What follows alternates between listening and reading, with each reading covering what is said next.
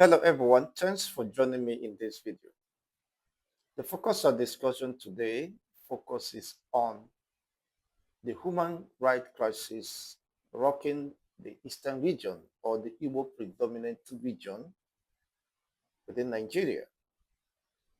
The Igbos have been complaining lately of gross violation of fundamental rights of the people of the region.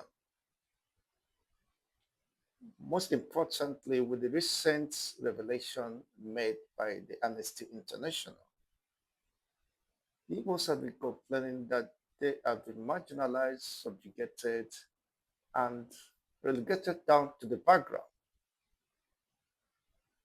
But the recent developments have shown that the Igbos themselves currently are the ones destroying themselves. How do I mean by that? With the current realities unfolding today, nobody is paying attention to the report of the Amnesty International. I've seen cases where the Igbo youths are pitching against themselves, are pitching against one another. Now the question is, where is the leadership? Who should provide the leadership? Sadly, the worst thing that could happen to a people is when the people begin to fight in-house against themselves. That is the greatest calamity that could befell any nation or ethnic nationality. When one another or each other begin to pit against one another in what is considered to be conflict of interest, when the focus is divided, when people are no longer focusing on the collective interests of the individuals or the people involved. You've been talking about Nigeria is marginalizing you, subjugating you, and the rest of them, but not paying attention the in-house fighting. The likes of P2B, I will leave you with this video record. Our country is passing through a very difficult phase. This used to be a great country. Today, our country is classified among the failing countries of the world. We are now among 10 of the failing countries of the world. We're now classified as one of the most terrorized countries in the world. In fact, we're number 3 or number 4 after Afghanistan, Yemen, and the way it's going, we might soon overtake them. He's talking about Nigeria to overtake Afghanistan, Yemen, and the rest of them in a matter of time. It's not just about Nigeria overtaking Afghanistan and Yemen in terms of criminality, terrorism, and insecurity. It is about the southeastern region or the eastern region in its entirety, most especially the predominant Igbo settlers. It's about to overtake Afghanistan with the current happenings today, with the current realities today. You begin to ask, this is very shocking. When you consider the Nigeria today, the eastern region or the southeast happens to be one of the most dangerous places to live. One might talk about the north. We understood what is exactly playing out in the north is more of political interest, driven by certain political interests. What about the east?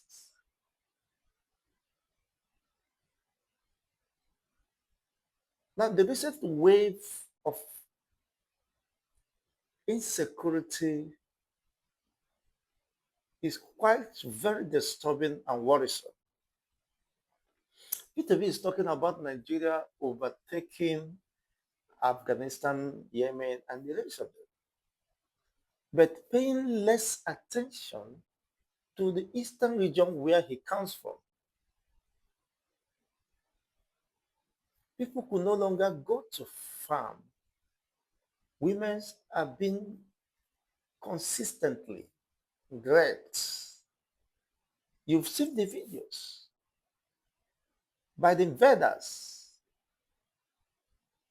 Now, rather than focusing on the weightier matters, how do we ensure that we don't open up to invaders?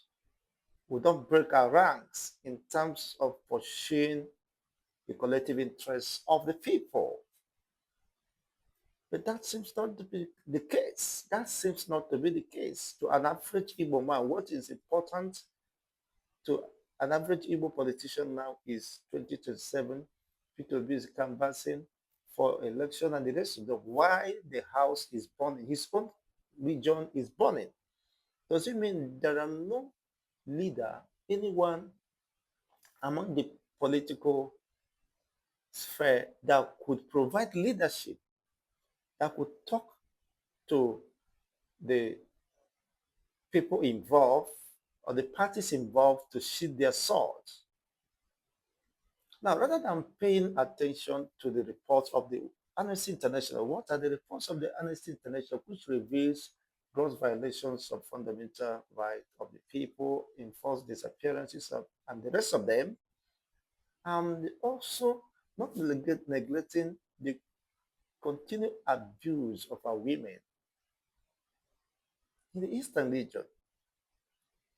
Women have been complaining how they have been molested by the Fulani. They mentioned it, Fulani marauders. Nobody is paying attention to that. But individuals with vested interest now, some call themselves IPOB, some call themselves whatever name, you see, are building resentment, rift, hatred, bigotry, bitterness among themselves in the name of fighting for Biafra, fighting for freedom. How could you be fighting for freedom and you're still entrapped in that bondage and slavery? Entrapped in such level of hatred that brings destruction to the entire generality of the Eastern region. Now the question is that how to fight for Biafra? That is just the case. Does fighting for Biafra entails pitching against one another by biting, killing, betraying, assault, and the rest of them? There is mind-blowing, shocking revelations. Of course, I will leave you with the video voice notes. You listen to that. No, is that how to get Biafra? As I said, P2B is making a very serious mistake. If you're talking of rebuilding Nigeria, why your own region is in desolation? Yes, as I said, the Eastern region is one of the most insecure regions today and is spreading across other states. That is just the truth. People could no longer travel homes for vacations for any occasion or festival and the rest of them as they do. You know, Igbos love their homes. They have regard to their ancestral link. So they want to travel just like August now. It's winding up, August meeting and the rest of them. How many people are still traveling? So there is no any Igbo living today that could provide leadership in the time of crisis. As it stands now, Igbo is in a serious crisis. Agha nsogbu. This one is not just about the external supposed invaders. Of course, because of the disunity, confusion, bigotry, and bitterness among the same Igbo extraction, these people are gaining advantage. They are moving infiltrating the entire nook and crannies, occupying the forest beds. What Igbos now are doing is Chihuahua Negi Zogboya, Chihuahua Negi Bupishi, and the rest of them. Onye gị na ya so achụ ehi nọkete sị na ụkwụ gị yiri ụkwụ ehi. What do we stand to gain when we pull one person just to remain relevant? Rather than focusing on the situation and the crisis, bedeviling all asunder. There is now, possibly just as Gumi said, if you want to destroy the Igbos, recruit the Igbos against the Igbos. Just sow the seed of discord among them.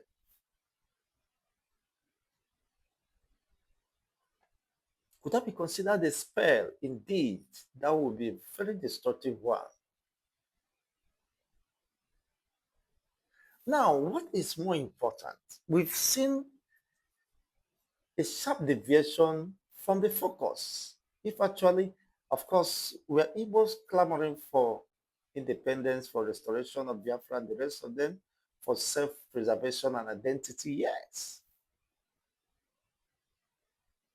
But that wasn't the same approach deployed by the leader of the indigenous people of Biafra, Nnamdi, who said the pursuit for Biafra does not want the blood of an innocent Biafra.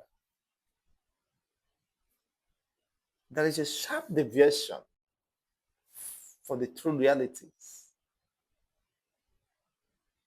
Now, what is much important? Of course, in the western region, or what we describe as the southwest, were there people clamoring for agitation for Dudua? Yes. Were they killing themselves? Just like the Igbos? I mean, I'm not talking about, of course, the reality is there, and Amnesty International have revealed certain disturbing developments. Forceful disappearances, suppression, subjugations by the instrument of the state.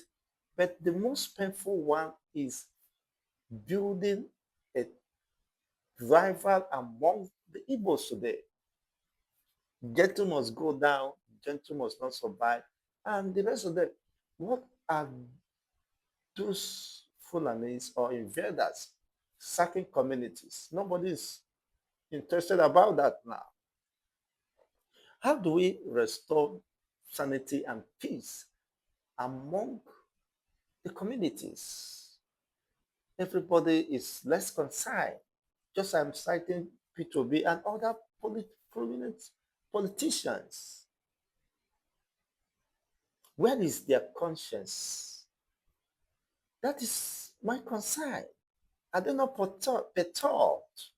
Could it be said that possibly they could be beneficiaries of this insecurity, that they've considered it well normal? It doesn't matter how many people, how many communities is being overrun, but what matters is their political interest. Personal political interest must be protected. So P2B should go back and talk to himself. When he's referring Nigeria to overtake or Afghanistan, he is shooting himself on the leg. Today, the most peaceful region is the Southwest. You've never heard of escalations of all these crises, invasions, infiltrations, incursions by the invaders or these terrorist cells and the rest of them. The Southwest have been able to stand aloof, have been able to, to prove otherwise, that they can secure their own territory. But what are the Igbos doing today? The Southwestern governors, they come together, form a synergy to fight the common enemies. But that is not the case with the Southeastern governors. Everybody pursuing his own interests. Nobody is concerned about the collective security and interests of the region. It's a very disturbing development. Everybody pursuing his political interests and alignment with the party structure and the rest of them, or projecting his interests, whatever he is building, of course, whatever synergy, affinity across boards, ignoring the fact that okay, anaghị anọ n'ụlọ egwu ume anọ, the likes of Obi is there. The young generations of Igbos are being wasted. Utontochi, recall what the late sage and eternal leader the Chukwuemeka Ojukwu said. Don't destroy your people because they are the one to defend you in the time of crisis. But these politicians are being used as instruments of annihilating their young ones rather than calling them, of course, to understand what is their problem and possibly providing solutions or guidance. This is how you go about that. Because the younger ones have lost confidence and trust in those leaders who call themselves leaders. But in actual sense, they are not. Because if you're a leader, you should provide leadership.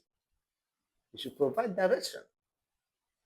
The people ought to trust in your capability, in your sincerity and honesty, not to betray their collective interests just for political gains. There is rancor, bickering.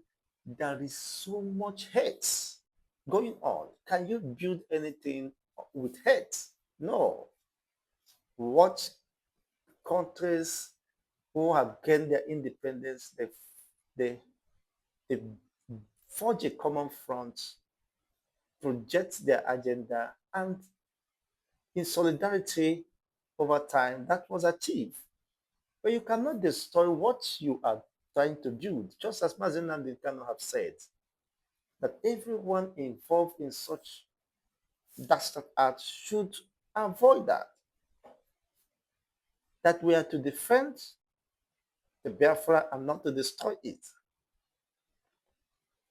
Nke na-eme na-adịghị mma, wepụ aka na ya.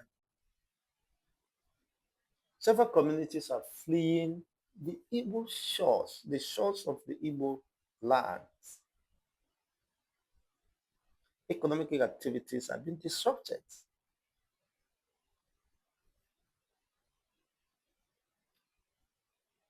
Sadly, in the name of trying to bring one another down, or the perceived enemies, they ignore the major enemies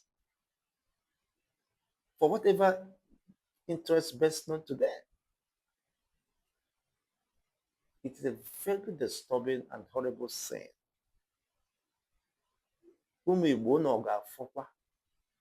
As I rightly said, the greatest weapon against a people is when you succeed in sowing the seed of discord among them. That's why the scripture said, God hates anyone who sows seed of discord among brethren.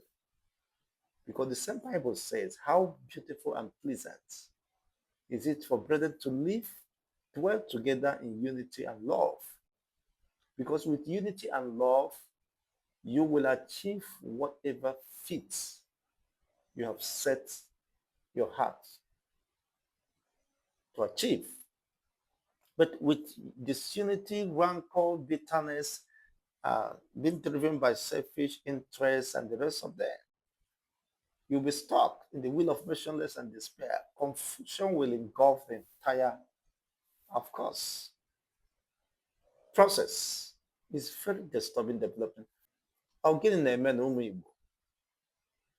And I got 2027, Igbo na-agba ọkụ, ala Igbo na-agba ọkụ. Houses are being raised down, brought down. I mean, are we in another war against ourselves? Are we turning the Igbo region as the next base for the next war, internal war going on? Then where will be the strength? How do we put the strength to defend the enemies? In fact, as it's going now, the enemies are laughing. Igbo unu ọmakwa na ndị iro unu na-achị n'ọchị ugbu a. Lekwanụ ndị ebiliela, lekwanụ ndị ebiliela, ha na-egbu isizi onwe. Unu ọnụbeghị ya? You've not heard it. The Igbos are the one killing themselves. See how is that how to get Biafra?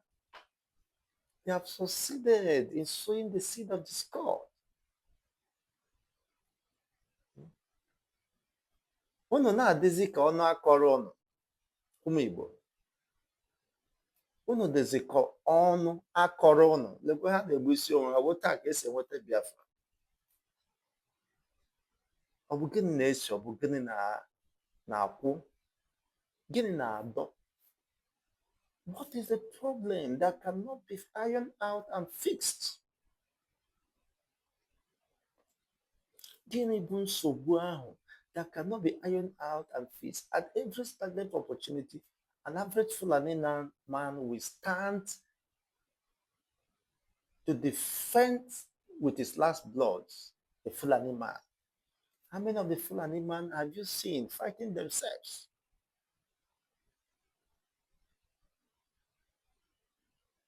But you call them people that are rearing animals. They didn't go to school, blah, blah, blah, the rest of them. But there is that unity, coherence, hidden to in pursuance of their common interests. They forge a formidable force. Look at of recent what they are telling the Eastern governors. You must release every Fulani man under your custody. Unu na-anụ ya? Oh, child. Igbo, onye mere unu ihe a? Who has done this to you? Well, let me leave you with this.